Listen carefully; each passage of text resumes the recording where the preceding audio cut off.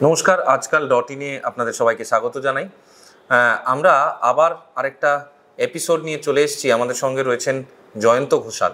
আমরা আসলে তার অভিজ্ঞতার ঝুলি থেকে একটু করে জল কুড়িয়ে নেওয়ার চেষ্টা করছিলাম। আজকে যাকে নিয়ে কথা বলবেন জয়ন্তদা, তার সঙ্গে, তার দীর্ঘ যাত্রার সঙ্গে জয়ন্তদা খুব কিছুটা ব্যক্তিগতভাবে, প্রফেশন মানে পেশাগত কারণে এবং সমস্তভাবেই জড়িয়ে। তো আমরা আজকে কথা বলবো পশ্চিমবঙ্গের মুখ্যমন্ত্রী মমতা বন্দ্যোপাধ্যায়কে নিয়ে এবং তাকে যেভাবে জয়ন্তদা দেখেছে। একটু শুরুর দিককার কথাটা বলি, মানে যখন তিনি যুবনেত্রী এবং সেই সময় তারপর ধীরে ধীরে একটা প্রমিনেন্ট ফেস, একটা গুরুত্বপূর্ণ রাজনৈতিক মুখ হয়ে ওঠা পশ্চিমবঙ্গের রাজনীতিতে এবং দিল্লিতেও তার যে যাত্রা, এই পুরো জিনিসটা চলার শুরুটা কিরকম ছিল? আমি 1984 সালে মমতা বন্দ্যোপাধ্যায় যখন প্রথম সোমনাথ চট্টোপাধ্যায়ের বিরুদ্ধে প্রার্থী হলেন যাদবপুরে এবং সোমনাথ চট্টোপাধ্যায়কে হারালেন, প্রথম সংসদে গেলেন, আমি তখন বর্তমান খবরের কাছে চাকরি করতাম এবং আমার মানে একটা অ্যাসাইনমেন্ট ছিল যে আমি তখন কলকাতায়, দিল্লি যাইনি, কভার করা। সুতরাং একদম মমতা বন্দ্যোপাধ্যায় রাজনীতিটা কিন্তু 84 সাল থেকে করছেন তা নয়, তারা আগে থাকতে করেছেন, ছাত্র রাজনীতি করেছেন। বাসন্তী দেবী কলেজে ছাত্রী ছিলেন। নকশালরা খুব নিয়ে যেতে চেয়েছিল মমতা বন্দ্যোপাধ্যায়কে, যাতে সেই সময় নকশাল আন্দোলনে সামিল হন, কিন্তু এবং যে পাড়ায় থাকতেন সেখানে খুব বোমা পড়ছে, মারামারি হচ্ছে, সব বাড়িতে মানে মা সবসময় চেষ্টা করতো যাতে মেয়ে বাইরে না যায়। কিন্তু সেই জায়গাটা থেকে সুব্রতদারও একটা ভূমিকা ছিল, ছাত্র পরিষদ তখন করার ব্যাপারে উৎসাহিত করা। মমতা বন্দ্যোপাধ্যায়কে আমি তো সেই সময়টা দেখিনি। 84 সালে যখন সোমনাথ চট্টোপাধ্যায়কে পরাস্ত করলেন এবং তারপর মমতা বন্দ্যোপাধ্যায় দিল্লি চলে গেলেন, দিল্লি গেলেন মানে কলকাতায় থাকতেন, কিন্তু উনি যখন সংসদে এলেন, আমি 87 সালে দিল্লি গেছি। তার ফলে ব্যক্তিগতভাবে, এবং সেই সময় মমতা বন্দ্যোপাধ্যায় বিরোধী নেত্রী, তিনি তখন মন্ত্রী নন, তিনি তখন কেন্দ্রেও মন্ত্রী নন, রাজ্যেও মন্ত্রী নন, ন্যাচারালি। তো একটা সাংবাদিকের সঙ্গে রাজনৈতিক নেতা বা নেত্রীর যে ব্যক্তিগত সান্নিধ্য বা পরিচয়, সেটা কিন্তু তখন বেশি সহজ হয় যদি সে বিরোধী দলে থাকে। শাসক দলে যখন তার কাজের ব্যস্ততা বেড়ে যায়, তো অপোজিশনেই কিন্তু বন্ধুত্ব হয়। এবং প্রণববাবু একটা খুব ভালো কথা বলতেন যে আমি আমার জীবনটা এভাবে ভাগ করা যায় যে আমি কখনো মন্ত্রী ছিলাম আর কখনো বিরোধী নেতা ছিলাম। তো আমার শাসক এবং বিরোধী দুরকম ভাবে জীবনটা কেটে গেছে। মমতা বন্দ্যোপাধ্যায়ের ব্যাপারে বলার আগে আমি একটা কথা বলবো, জানো, সেটা হচ্ছে যে কোনো সাংবাদিকের ক্ষেত্রে এটা প্রযোজ্য। এটা আমি মানে বুদ্ধবাবু থেকে, জ্যোতিবাবু থেকে, যে কোনো আলোচনাতেই বারবার বলি যে আমরা শুধুমাত্র ওকে জানছি বা আমরা শুধু ঘনিষ্ঠ তা কিন্তু নয়। একজন নেতা বা নেত্রী তিনি যখন খুব ক্রমশ তার মানে ওপরে উঠেছেন, অ্যাসেন্ডিং হয়েছে তার ক্যারিয়ার, তখন তার পরিচিতির বৃত্তিটাও বাড়ে এবং সেই বৃত্তটাতে তাদের আরো কুশীলভ থাকে। কিন্তু আমি একা ঘনিষ্ঠ এরম তো নয়, কত ঘনিষ্ঠ মমতা বন্দ্যোপাধ্যায়েরও আছে, কত রকমের ঘনিষ্ঠ আছে। কেউ হয়তো নাট্য জগতে আছে, কেউ হয়তো ফিল্ম জগতে আছে, কেউ হয়তো ব্যবসার ক্ষেত্রে আছে, কেউ হয়তো ক্রীড়া জগতে আছে। তো প্রত্যেকটা মানুষ, আমি দেখেছি এই সমস্ত মানুষদের মৃত্যুর পর, জ্যোতিবাবুর মৃত্যুর পর, বুদ্ধবাবুর মৃত্যুর পর বোঝা যায় যে একটা আমার গৌতম ঘোষও বুদ্ধদেব ভট্টাচার্যকে অনেকটা কাছ থেকে দেখেছেন। আবার আর একটা হয়তো মানে এটা অন্ধের হস্তি দর্শন হয়ে যায় আমরা যদি মনে করি যে আমরা গোটা মমতা বন্দ্যোপাধ্যায়কে জানি বা আমি একমাত্র ঘনিষ্ঠ। এই অহংকারটা কিন্তু প্রথমে বর্জন করা দরকার যে কোনো সাংবাদিকের। দ্বিতীয়ত, ব্যক্তিগত যদি স্মৃতিচারণও করি, তার মধ্যে কিন্তু আমি এলে মুশকিল, এটা আমি মনে করি যে, এবং কথামৃত মডেলটা সব থেকে ভালো। মানে শ্রীম মানে পুরো মাস্টারমশাই, তিনি রামকৃষ্ণের কথামৃত লিখেছেন, উনি কিন্তু সবটাই তার মানে অভিজ্ঞতা থেকে, কিন্তু ভীষণ আন্ডারস্টেটেড। এটা কিন্তু একটা সাংবাদিকের কথামৃত পড়ে শেখা উচিত, তার উপস্থিতি হাউ টু রাইট, হ্যাঁ, তার উপস্থিতি ডমিনেট করে। এমনকি অনেক সময় নিজের নাম পর্যন্ত লিখেছে, একজন ভক্ত, হ্যাঁ, এরকম ভাবে লিখেছে যাতে আর কি বারবার তার নামটা চলে না আসে। আবার ঠাকুর যখন ওনাকে খুব বকেছেন বা এ করেছেন সেটা। তো আমি মনে হয় যে মমতা বন্দ্যোপাধ্যায়কে নিয়ে যখন আলোচনা করব, তখন প্রথমেই এটা বলে রাখা ভালো যে আমি গোটা মমতা বন্দ্যোপাধ্যায়কে আমিও জানি না। দ্বিতীয়ত হচ্ছে যে আমি আমার যে অভিজ্ঞতা সেটা যেটা বলবো, কেন আমি মমতা বন্দ্যোপাধ্যায়ের কাছে কৃতজ্ঞ ব্যক্তিগতভাবে, সে সবসময় কিন্তু আর্থিক সাহায্য দিলেই মানুষ ঋণী হয় তা নয়। কিন্তু ঋণ কিন্তু শুধু অর্থের ঋণ হয় না।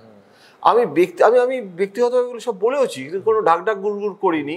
কেননা মমতা বন্দ্যোপাধ্যায়ের মধ্যে না একটা হিউম্যান এলিমেন্ট, এবং সেই হিউম্যান এলিমেন্টটা না এতদিন ধরে ক্ষমতায় থাকার পর রাখাটা খুব কঠিন। এবং সেইটা ব্যক্তিগত স্তরে কিন্তু একটা মানুষকে না উনি একদম মানে চোখের সামনে বুঝতে পারে যে কার কোনটা প্রয়োজন, কার কিছু এরকম। মানে এমন হয়েছে যে আমরা মানে আমার মানে দিল্লি থেকে কলকাতাতে মানে ফিরছে, তো আমার স্ত্রী আসছে, তখন মানে শি ইজ এক্সপেক্টিং। আমার তখন সে ক্ষমতা নেই যে আমি ফ্লাইটে করে তাকে নিয়ে আসবো বা এ করবো। তো আমি তখন ট্রেনে একটা করছি, তখন ও জানতে পেরেছে, কেননা আমরা গেলে গল্প করতাম, করতাম। তখন বললো, সে কি, এই এত কষ্ট করে আপনি ওকে নিয়ে যাবেন? তখন ওই মেম্বার অফ পার্লামেন্টরা একটা করে অ্যাটেন্ডেন্ট, আমি জানি না এখন এই প্রথাটা আছে কিনা, অ্যাটেন্ডেন্ট নিয়ে যেতে পারত, এবং যে কোনো একজন মানুষকে নিয়ে যেতে পারতো। অনেক সময় মমতা বন্দ্যোপাধ্যায়ের যারা মানে সঙ্গে থাকতেন, কখনো সোনালী থেকেছে, কখনো কৃষ্ণা থেকেছে, সেই সময় তারাই যাতায়াত করতো। বলে সোনালী, কৃষ্ণা ওরা এবার থাকবে নেই, আমি পার্বতীকে নিয়ে যাব। এবং আমি আজও এত বছর পরে বলছি, এটা গল্পটা এখানে শেষ নয়। গীতা মুখার্জি আছে পাশে, আর মমতা ব্যানার্জি যাচ্ছে। গীতা মুখার্জির সাথে মমতা ব্যানার্জি দারুণ ভাব, এবং পলিটিক্যাল নয়, আমি সেটাই ভাবছি, দারুণ। মানে একজন সিপিআই নেত্রী, কমিউনিস্ট নেত্রী, দুজনে, এবং দুজনে রবীন্দ্রনাথের গান হচ্ছে ট্রেনের মধ্যে। আমার স্ত্রীও গান টানে পার্টিসিপেট করেছে। এবারে রাত্রিবেলা খাওয়া দাওয়ার পর শোয়া হবে, তো যারা অ্যাটেন্ডেন্ট হয় তারা এসি 2 টায়ারে রাজধানী এক্সপ্রেসে, তখন মমতা বন্দ্যোপাধ্যায় ট্রেনে যাতায়াত করতেন, সাধারণত নিচে শোয়, আর অ্যাটেন্ডেন্ট ওপরে শোয়, কেন ওটা ওপরে উঠতে হয় কষ্ট করে ন্যাচারালি। যিনি লিডার তিনি থাকবেন। তো আমার স্ত্রী সহজাতভাবে তার এটা, সে ওপরে উঠতে গেছে, তাকে একদম চিৎকার করে ধমক দিয়ে বলছি, তোমার এত সাহস, তুমি এইরকম অবস্থায় তুমি ওপরে উঠবে, নিচে শো বলে। আর ও তো খুব প্রচন্ড ফিট, তখন আরো ফিট, কত আগেকার কথা বলছি, 87, 88 এর কথা। ও তিরিং বিড়িং করে একদম উপরে উঠে চলে গেল। তো গীতা মুখার্জি নিচে শুয়ে আছে, আর আমার স্ত্রী অন্ধকার করে দিয়েছে। তো আমার স্ত্রীকে গীতা মুখার্জি জিজ্ঞেস করছে যে, হ্যাঁ গো, খুব সাবেকি মহিলা ছিলেন, হ্যাঁ গো, তোমার কে হয়, খুব ঘনিষ্ঠ কোনো আত্মীয়? তখন সে যে, হ্যাঁ আত্মীয় বলতে পারেন, রক্তের সম্পর্ক নেই। হ্যাঁ, কেউ সাধারণত এরকম তো করে না। এখন এই যে ঘটনাটা বললাম, এটা একেবারেই ব্যক্তিগত, কিন্তু তার মানে কি এটা কি আমি কোনো আত্মপ্রচারের জন্য বলছি? কিন্তু একটা ক্যারেক্টারটাকে বোঝার জন্য, মানুষটাকে চেনার, হ্যাঁ মানুষটাকে চেনার জন্য। এবং আমরা এই ব্যক্তিগত স্তরের অনেক ঘটনা বিভিন্ন মানুষের সঙ্গে আমরা দেখেওছি, আমরা জানিও, কিন্তু তার রাজনৈতিক কেরিয়ারে যতদিন পর্যন্ত তিনি এই রাজ্যে বিরোধী হিসেবে রাজনীতি করেছেন, তিনি খুব মানে আউট অ্যান্ড আউট একটা অ্যাগ্রেসিভ, মানে রাজনীতির ময়দানে এক ইঞ্চিও ছেড়ে দেওয়ার মতো জায়গায় কখনো যাননি। এবং সত্যি কথা বলতে কি, যে লড়াইটা দীর্ঘ সময় বা এই বামপন্থী শাসনের বিরুদ্ধে যে লড়াইটা, এবং শেষ পর্যন্ত উনি এটা করে ছাড়লেন। সাধারণত আমরা বিভিন্ন সময় বিভিন্ন মানুষের সঙ্গে কথা বলতে গিয়ে মমতা ব্যানার্জির উদাহরণ আসে, এবং সেই সঙ্গে উদাহরণ আসে যে এই বামপন্থী সরকারকে যদি কেউ সরাতে পারতো, তাহলে একমাত্র মমতা ব্যানার্জি পারতেন, কারণ তার জেদ, অসম্ভব জেদ এবং অসম্ভব লড়াই করার ক্ষমতা। এইটা যেমন একটা তার ক্যারেক্টারিস্টিক, এটা যেমন তার বৈশিষ্ট্য, লড়াই করার ক্ষমতা, তার সঙ্গে তার যে জীবন যাপন, ওই কালীঘাটের ওই বাড়িতে থাকা, এবং ওই বাড়িতে বাজপেয়ী এসেছেন, ওই বাড়িতে মানে ওই কেনা এসেছেন, বলছি তার যে যাপন, সেই যাপনের সঙ্গে কি লড়াইয়ের একটা যোগ আছে? যে মানে হয়তো এই কঠিন লড়াইটা তিনি যে যাপনের মধ্যে দিয়ে করেছেন। একদম আমাদের পশ্চিমবঙ্গে যারা মুখ্যমন্ত্রী হয়েছেন, মানে আমি একদম প্রথম থেকে, মানে প্রফুল্ল ঘোষকে যদি বাদ দিই, বিধান রায় থেকে যদি শুরু করি, তাহলে বিধান রায়, প্রফুল্লচন্দ্র সেন অবশ্য অনেকটা মেঠো মানুষ ছিলেন, কিন্তু বেশিরভাগ বিধান রায়ের একটা দীর্ঘ শাসন, বরং প্রফুল্ল সেন তো কম সময় ছিল। জ্যোতি বসু, সিদ্ধার্থ রায়, আমরা তো এই ক্যারেক্টারগুলো, এরা সবাই কিন্তু খুব অভিজাত পরিবার থেকে এসেছে। আমরা বলতাম অ্যারিস্টোক্রেসি, ব্যারিস্টোক্রেসি, কেননা জ্যোতিবাবু এবং সিদ্ধার্থ দুজনেই কিন্তু ব্যারিস্টার ছিলেন, এবং জ্যোতিবাবু কিন্তু লন্ডনে পড়াশোনা করেছেন। তো এই যে অ্যারিস্টোক্রেসি এবং ব্যারিস্টোক্রেসির হাত থেকে পশ্চিমবঙ্গের রাজনীতিকে একটা আম জনতার প্রতিনিধি হয়ে ওঠা, এবং ওইটা মমতা বন্দ্যোপাধ্যায়ের যে হাওয়াই চটি, তার ওই যে একটা পর্ণকুটিরে থাকা, তারপরে ওনার যে জীবনযাত্রা, এগুলো খুব সহজাতভাবেই কিন্তু উনি করতেন বা করেছেন। এবং এত বছর পরেও যদি একটা বিপুল পরিবর্তন হয়ে যাওয়ার কথা, কিন্তু এখনো কিন্তু আশা ভাবা যায় না যে মমতা বন্দ্যোপাধ্যায় একটা মার্সিডিজ গাড়ি করে যাচ্ছেন। হ্যাঁ, এটা ভাবা যায় না। এবং আরো মজার ব্যাপার, অনেকে বলতে পারে যে এটা উনি করছেন নিজের ইমেজ বজায় রাখার জন্য। আমি অনেক নেতাদের জানি, আমি তাদের নাম বলবো না, এখানে তারা ছোট গাড়িতে যাতায়াত করে, বিদেশে গেলে কিন্তু ব্ল্যাক মার্সিডিজে তারা চাপে বা বিদেশ থেকে দেয়। আমি সেটাকে অন্যায় বলছি না, হয়তো দূতাবাস থেকেই আসছে, কিন্তু তাদের কোনো অসুবিধা হয় না। কিন্তু মমতার ক্ষেত্রে আবার একটা গল্প বলছি, বাংলাদেশে গেছে, সেবার প্রধানমন্ত্রী নরেন্দ্র মোদীও গেছেন, আমিও গেছিলাম। আমি মমতা বন্দ্যোপাধ্যায়ের সঙ্গে কলকাতা থেকে আরো 4টে সাংবাদিকের মতোই গেছি। সঞ্জয় মিত্র তখন চিফ সেক্রেটারি। তো বাংলাদেশ হাই কমিশন, মানে আমাদের হাই কমিশন, তার জন্য গাড়ির ব্যবস্থা করবে, এটাই স্বাভাবিক। তো গাড়ি, একটা ছোট গাড়ি এলো, একটা ওই যেরকম স্যান্ট্রো বা i10, ছোট গাড়ি, যেরকম মমতা বন্দ্যোপাধ্যায় চাপেন ওরকম ছোট আকারের গাড়ি। গাড়িটা কি গাড়ি এই মুহূর্তে মনে নেই, বাংলাদেশের মানে। তো সেই ছোট গাড়ি ওনার জন্য এলো এবং উনি খুব খুশি হলেন এবং ছোট গাড়িটাতে উঠলো। তো আমি তখন খোঁজ নিলাম যে সাধারণত বিদেশে, ইভেন বাংলাদেশে আমি খুব যাই বা গেছি, হ্যাঁ, প্রণববাবুর সঙ্গে, সালমান বিদেশ মন্ত্রী, সব সময় যখনই কোনো মন্ত্রী বা বিদেশ মন্ত্রী বা মুখ্যমন্ত্রী যায়, তার জন্য ওখানে কিন্তু ব্ল্যাক লিমুজিন পাওয়াটাও, কোনো ভাড়া করাটা কোনো ব্যাপারই না। বাংলাদেশে যথেষ্ট বিদেশি গাড়ি ওখানে রয়েছে, উল্টে বড় আমি বলবো বেশি হয় এসব দেশে। এই গাড়িটা কোত্থেকে এলো? হাই কমিশনে খোঁজ নিলাম, তো বলল যে ওরা দিল্লি থেকে প্রাইম মিনিস্টার অফিস, তারপর ওরা সব মমতাকে ভালো করে, যাতে আফটার অল তাকে একটা, এবং তখন এই তিস্তা নিয়ে একটা মমতা বন্দ্যোপাধ্যায়ের কনসেন্ট খুব দরকার, একটা পলিটিক্যাল নেগোসিয়েশন চলছে। তো এটাও কিন্তু ভালো দিক। ভাস্কর খুলবে বলে একজন প্রাইম মিনিস্টারের প্রাইভেট সেক্রেটারি ছিলেন, তিনি ওয়েস্ট বেঙ্গল কাডারের অফিসার, তিনিও তখন গেছিলেন ঢাকায়, তাকে কোঅর্ডিনেশনের দায়িত্বটা দেওয়া হয়েছিল। এবং এই অ্যাডভাইজারিটা বাংলাদেশ হাইকমিশনকে বলে দেওয়া হয়, মানে আমাদের অফিসারদেরকে, যে মমতা বন্দ্যোপাধ্যায় কিন্তু ওই বড় গাড়ি দিলে খুব খুশি হবেন তা নয়, ওটাতে উল্টো নেগেটিভ রিয়াকশন হয়ে যাবে। সুতরাং কমফর্ট মানুষের যেটা হয়, সেই ঠাকুর রামকৃষ্ণের গল্প আছে না, যে ওই ফুলের বাগানে ঘুম আসছিল না, মেছুনির, আমরা সবাই কিন্তু কোনো না কোনো একটা জায়গায় আমাদের মধ্যে ওই মেছুনিটা আছে, যে ওই আঁশ মাটিতেই আমাদের ঘুমটা হয়।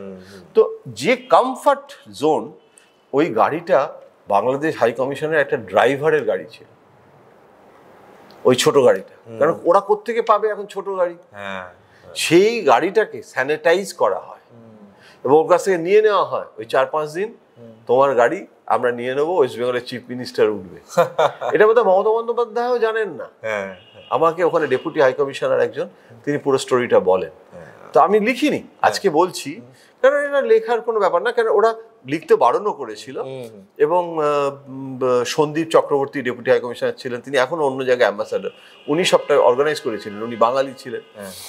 তো মমতার এই ছোট গাড়ি পেয়ে কি আনন্দ, বাচ্চা মেয়ের মতো একটা আনন্দ, না দেখো আমাকে ওরা একটা ছোট গাড়ি দিয়েছে, বাবা ভাই ভয় পাচ্ছিলাম। এবারে বাড়িতে ঘরে গিয়ে দেখছে এরকম একটা মুড়ি আর চানাচুর এরকম একটা এতে ডাব্বায় রাখা। এইসব লোকে কি হয়, আঙুর, ফল, 5 স্টার হোটেলে কি হয়, এগুলো সাজিয়ে রাখে, এগুলোই তো আমরা শিখেছি। ওরা কি করেছে, মমতা বন্দ্যোপাধ্যায় জানে যে ও আঙুর আর আপেলে ওর ওই সমস্ত হবে না, ওর জন্য না মুড়ি আর চানাচুর। ও গিয়েই বললো, আরে বড়ি চানাচুর বলে জড়িয়ে ধরলো, বলে ওরা আমি বেডরুমে নিয়ে চলে যাচ্ছি, এটা আমার লাগবে, আপনারা এসব আঙুর ফাঙুর খান।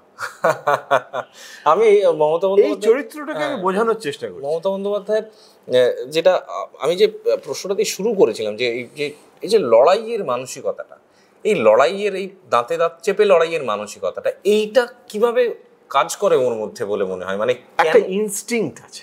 আচ্ছা, অনেকে বলে এটা একটা মিলিট্যান্ট ইনস্টিংক্ট। ওকে, মানে একটা জিনিস হচ্ছে কি, ক্রাইসিসে না, আমি এরকম কিছু কিছু চরিত্র দেখেছি, মানে ক্রাইসিসে আরো যেন খোলে, যাকে আমরা বাংলায় সোজা বাংলায় বলি, মানে তার যে প্রতিভার বিকাশ, ক্রাইসিসে যেন ও আরেকটা মমতা হয়ে ওঠে।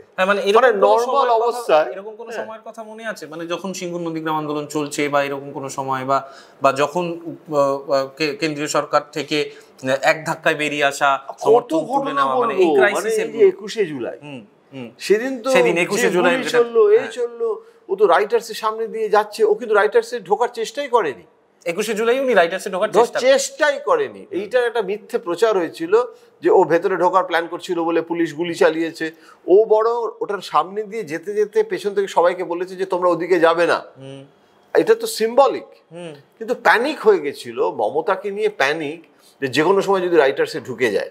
ওর মধ্যে এই ব্যাপারটা ছিল না। এটা একটা একটা মানে আমি সবসময় বলি না যে এখন যারা বিরোধী নেতারা, কিছুদিন আগে অমিত শাহ, কিছুদিন মানে তাও 1 বছর হয়ে গেল, অমিত শাহ দলের একটা বৈঠকে তিনি বলেছিলেন, এই একই কথা বিমান দাও আমায় বলেছিলেন যে আমাদের না মমতার বিরুদ্ধে আন্দোলন করার জন্য বিজেপিতেও একটা মমতা দরকার, একটা মমতা দরকার। এখানে মমতা মানে মমতা ব্যানার্জি নয়, মানে মমতা একটা ফেনামেনন, যে ফেনামেননটা হচ্ছে একটা পলিটিক্যাল ফেনামেনন, যে একটা আন্দোলনের একটা এলিমেন্ট আছে। বিজেপির ওই মানে কি বলবো, মানে ওই পাউডার লাগিয়ে সেজে গুজে সন্ধ্যেবেলায় স্পোক্সপারসনের টিভির সামনে ভাষণ দিয়ে না, আর যাই হোক কোন রাজনীতিতে ক্ষমতাচ্যুত করে ক্ষমতাসীন হওয়া, তার জন্য যে সংগ্রাম, তার জন্য যে একটা টিয়ার গ্যাস চললে, একটা জল কামান চললে এখন ভয় যদি কেউ ছত্রভঙ্গ হয়ে যায়, মমতা না দুঃসাহস ছিল। অনেকে বলে যে ওটা একটা সাবঅল্টার্ন মানে আর কি ফেনামেনন, খুব নিম্ন বর্গের ফেনামেনন। ওটা যদি খুব অভিজাত পরিবার থেকে আসতো বা খুব সুখে ভোগে থাকা, ও খুব কষ্ট করেছে, খুব কষ্ট করেছে। বাড়িতে বড় দাদার মতো ও মেয়ে হলে কি হবে, ওই কিন্তু সংসারটাকে দেখা, বাবা চলে গেছে, হ্যাঁ সমস্ত কিছু। তার ফলে ওর মধ্যে যে পারিবারিক জীবনও, যেটা তুমি বলছিলে, আমি ওইটাই বলতে চাইছি, যে পারিবারিক জীবনেও যে সংগ্রামী সত্তাটা পারিবারিক জীবনে, ঠিক সেই জিনিসটাই রাজনৈতিক ক্ষেত্রে এসে। আমি একটা কথা বলবো, খুব ভালো বলেছিল একজন অধ্যাপক লন্ডন স্কুল অফ ইকোনমিক্সে বসে আমাকে, লন্ডনে তখন নন্দীগ্রাম এসব চলছে, তো ওরা এখানে এসেছিল সব স্টাডি করতে, মানে London school of economics LSE, মৈত্রীশ ঘটক। আমাকে মৈত্রীশ বলেছিল, এটা কপিরাইট আমার নয় সুতরাং ওর নামটা বললাম, বলেছিল Mamata Banerjee, she is a successful political entrepreneur of the discontent of Bengal. তার মানে বাঙালির যে দুঃখ, অসন্তোষ, কষ্ট, সেইটাকে মূলধন করে একটা পলিটিক্যাল এন্টারপ্রেনারশিপ, একটা রাজনৈতিক এন্টারপ্রেনারশিপের বাংলা করা কঠিন, উদ্যোগ বলে লোকে, একটা রাজনৈতিক উদ্যোগী হওয়া, এইটা হচ্ছে মমতা ব্যানার্জি।